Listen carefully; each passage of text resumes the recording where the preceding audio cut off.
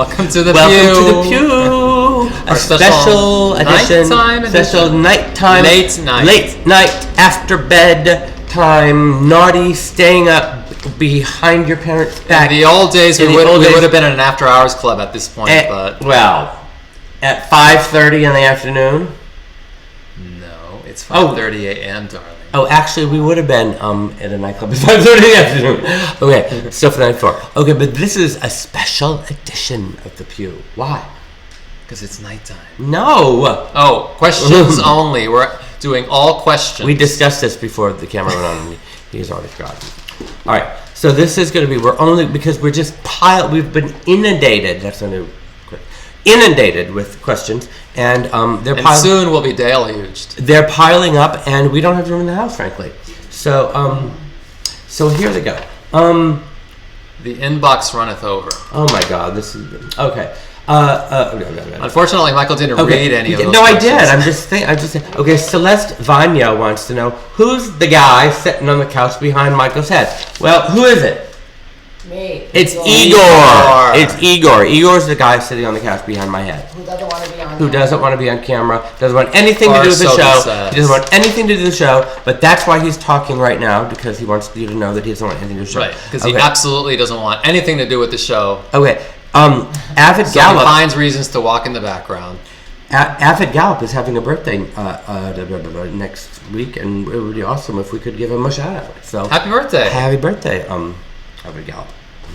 Okay, Liam Black Sheep, otherwise known as Linz, wants to know if Olympia is ever going to come to visit, and that's a very interesting question. Well, we'd like to know that too. Yes, Olympia was supposed to be up today, which is why we're doing this episode, because Olympia. She's either late or not. Olympia has a reputation for not being prompt. Is that a nice way to put it? Right. Well, I mean, as is the case with most of us. Well, especially you. No, as is not the case with. Yeah, as is the case with most of us, but with her in spades, and like times 100. So late for days. Well, yeah. Hold on. Olympia. Okay. We'll be right back with more questions. Yeah. And comments about Olympia. Comments about that.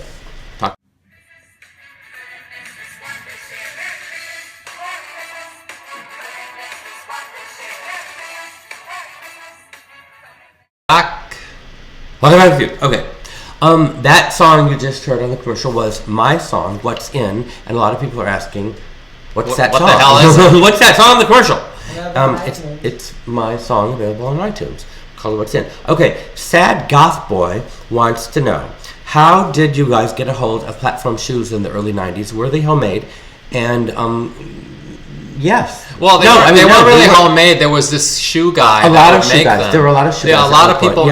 I mean, I think one person started off making them, and then when the other cobblers noticed that he was making all this money, they all started offering that service. Okay. So, but even you. Wait, how did it? And eventually, John Fluvog started making them. You know, that's when we knew that the whole platform craze was. I think that even like, you know, people in like Peoria can go to like a regular shoe store and ask them just to put like layers of rubber on, you know, and then you can make them size you want. Now, I like to cut out a little thing like there to make it look like it's a heel and a shoe, but it's not necessary, but I like it. But you know, it's better to do it that way because it makes the shoe a little more flexible, because when you just have the whole block, it's like too flat. It's like you're wearing cement blocks on your feet, and literally like after an hour your legs and calves will really hurt. Okay. Daniel Vega would like to know if it's possible for Richie Rich to be a guest star on The Pew. I mean,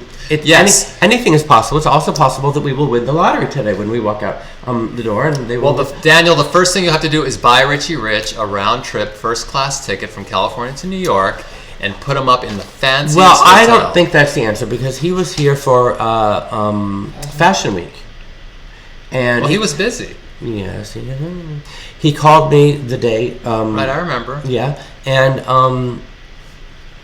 never called me again. So I don't know. I'd love to have him on the show. I love Richie, and yes, the invitation is open. The invitation is open, and in fact, maybe I'll call him. I don't know. All right. All right. Well, but that if you're watching, Richie. If you're watching, you're welcome. That goes with a lot of people. A lot of people are asking about Amanda and see, one of the problems is that we live all the way up in the Bronx, so it's not really that easy for people to get here. We would have to go down there. Like Bunny and Amanda and Walt and Desi are all people that I think should be on, and we may just have to go take.